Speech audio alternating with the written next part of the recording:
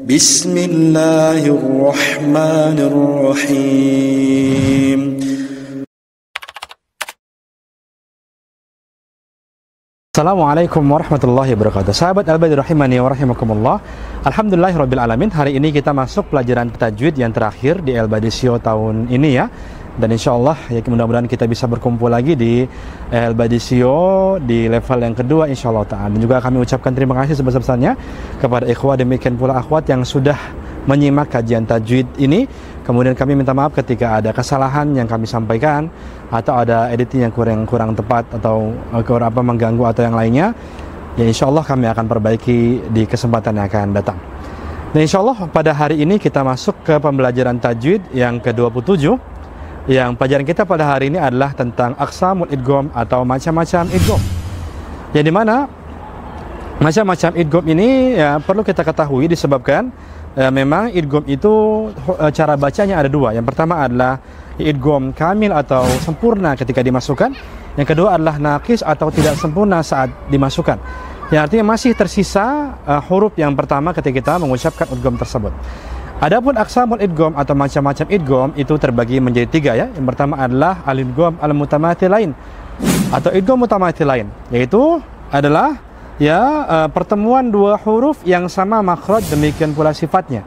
Karena memang ini pertemuan huruf yang sama. Contohnya adalah pertemuan antara mim mati dengan mim, ba dengan ba, misalkan ta dengan ta, da dengan da atau yang lainnya. Contohnya adalah firman Allah Subhanahu wa taala di mana Allah mengatakan rabihat tijaratuhum. Rabihat di sini ada ta ya yang sukun kemudian bertemu dengan tijaratuhum. Lantas kemudian kita baca langsung saja ya diidghamkan secara kamil atau sempurna. Kita katakan rabihat tijaratuhum seperti itu. Nah, adapun ya contoh yang lain misalnya adalah lam mati bertemu dengan huruf lam. Ya contohnya adalah ya bal la. Bal dengan lam mati kemudian bertemu dengan la yang hidup. Sehingga kita katakan balla kalla balla tukrimunal yatim. Nah, ini adalah contoh dari idgham mutamathilain atau bagian idgham yang pertama. Adapun idgham yang kedua adalah al-idgham al-mutaqaribain atau idgham yang berdekatan makhraj demikian pula sifatnya. Nah, adapun idgham mutaqaribain ini hanya terjadi ketika dua kasus saja, yaitu yang pertama adalah pertemuan ketika lam mati bertemu dengan huruf ro. Ini adalah kasus yang pertama, yaitu ketika lam mati bertemu dengan huruf ro. Dan cara bacanya pun diidgham kamilkah atau sempurna. Contohnya adalah bal rafa'ah, ya bal rafa'ahu. Nah, di sini ada lam mati bertemu dengan huruf ro, bal rafa'ahu, sehingga kita lantas masukkan ke huruf ro, kemudian kita ucapkan huruf ro tersebut ya dengan idgham kamil atau sempurna sehingga kita baca bar rafa'ahu. Jadi bukan bal rafa'ahu atau bal rafa'ahu, tapi langsung dimasukkan ke huruf ro, bar rafa'ahu.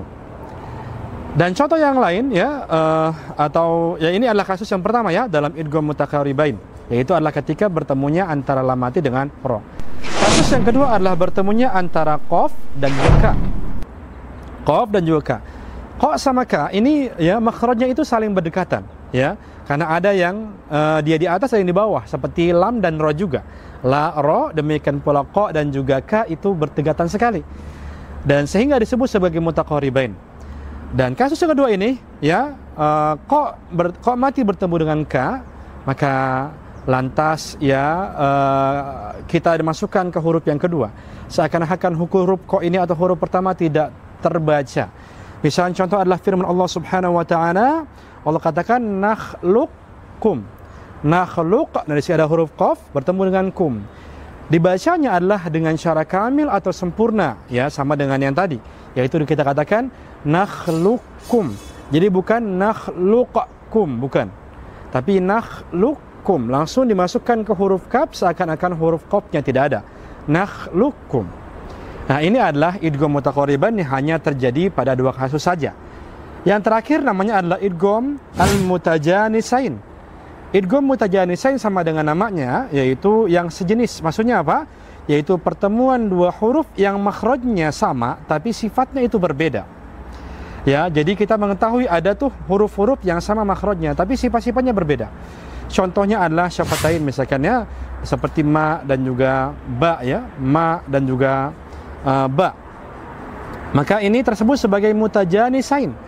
Nah, sehingga ketika ya ada huruf ba mati bertemu dengan huruf ma, maka langsung dileburkan ke huruf yang ma atau huruf kedua, dan lantas kita dikamilkan idghamnya, disempurnakan seakan-akan ba-nya tidak ada. Adalah firman Allah Subhanahu wa taala, contohnya adalah irkab ma'ana. Irkab ma'ana. Nah, kemudian kita gabungkan menjadi irkam ma'ana. Jadi ba-nya itu hilang begitu saja, tidak terbaca karena diidgham kamil atau sempurnakan. Ya, ini ketika ada makhraj yang sama, yaitu mim dan juga ba, atau ba bertemu dengan mim ya. Kemudian ada pula ya makhraj yang sama, ya ada 3 ya. Pertama syafatain, yang kedua adalah ya tarful lisan atau ujung lidah. Ujung lidah yang dimana punggung ujung lidah kita ini ya dia itu bertemu dengan gigi seri langsung. Yaitu hurufnya yang sebagaimana kita ketahui adalah huruf tha. Dan juga teman-temannya, apa itu teman-temannya tha? Tha, za dan juga dha. Tha, za dan juga dha. Nah, ketika ada huruf tha bertemu dengan huruf dha, atau huruf dha bertemu dengan huruf ya tha, atau yang lain ya masih satu makhraj, maka ini pun dikamilkan sempurna. Ya, dikamilkan ya sempurna. Misalkan contoh firman Allah Subhanahu wa taala, id zalamu. Ya, id zalamu. Di sini adalah ada kalimat id, dha, kemudian bertemu dengan huruf dha, zalamu. Maka langsung masuk ketika membaca id ke makhraj huruf dha. Id zalamu, id zalamu. Ya, kita mengitbaqkan atau kita mengumpulkannya suara di antara lidah dan juga langit-langit. Kita baca id zalamu. Jadi bukan id zalamu, salah ya. Tapi langsung dimasukkan dengan cara kami atau sempurna, idzalamu, idzalamu. Nah, ini dia ya. Demikian pula contoh yang lain ketika di makhraj tarful lisan itu. Dan tarful lisan atau misalkan idgham mutajanisain yang ketiga, ada 2 ya, ada 3 ya. Ada 3. Yang pertama tadi adalah ba dengan ma ya, atau makhrajnya syafatain. Yang kedua adalah tarful lisan ketika dia itu keluar sedikit ya di gigi, di kita gigit. Yang ketiga adalah ketika tarful lisan, ujung lidah itu dia punggungnya berada di atas gigi siri bagian atas. Itu huruf ta dan juga teman-temannya, itu ta dan juga da dan juga po. Ini pun sama ketika huruf da misalkan bertemu dengan huruf ta, da bertemu dengan huruf ta, maka di sini huruf yang pertama dileburkan ke huruf yang kedua. Contohnya adalah firman Allah Subhanahu wa taala, hasad tum, hasad tum. Ada huruf dal mati bertemu dengan huruf ta, maka kita lantas leburkan secara kamil atau sempurna ke huruf ta, sehingga kita baca hasad tum, hasad tum. Ini yang kita baca ya. Kemudian juga misalkan ya huruf ta bertemu dengan huruf da misalkan ya, athqalat da'awallah, athqalat da'awallah. Maka di sini langsung dimasukkan ke huruf da. Athqalat da'awallah, langsung masuk ke huruf dal itu karena dia secara kamil, ya secara kamil. Nah, demikian pula ya ketika bertemu dengan huruf-huruf yang lain. Kecuali ketika huruf ta bertemu dengan huruf ta. Huruf ta bertemu dengan huruf ta.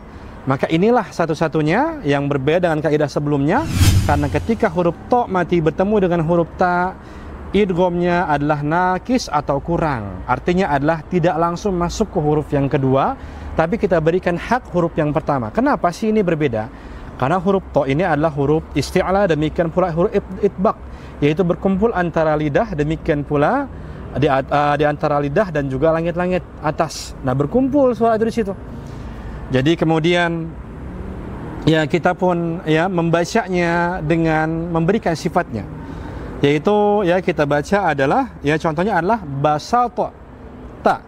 Ya basata ta misalkan ya firman Allah basata ta, atau ahata tu, farlata tu misalkan. Nah, dalam kalimat basata bertemu dengan ta, maka di sini tidak membaca basata ta. Ya, tidak membaca seperti itu. Namun demikian pula tidak membaca secara kami sempurna menjadi basata. Ini pun salah. Basata ini salah. namun dia diberikan haknya itu to, namun tidak dikolkolahkan, sehingga kita baca basatta, basatta. Ketika ngomong basat, maka basat ini kemudian suara kita berada di tengah lidah dan juga langit-langit, kemudian kita ucapkan ta, basatta, basatta. Ahadtu, misalkan farlattu, dan juga kalimat-kalimat yang semisalnya. Walhamdulillahirabbil alamin. Jadi intinya ini ya, idgham itu adalah ada mutamathilain, mutajanisain, dan juga mutaqaribain, dan semuanya itu kamil kecuali ketika huruf ta mati bertemu dengan huruf ta. Barakallahu fikum. Semoga apa yang kami jelaskan ini bermanfaat dan kita bisa aplikasikan di di salat kita, di bacaan Quran kita insyaallah taala. Jazakallahu khairan katsiran. Assalamualaikum warahmatullahi wabarakatuh.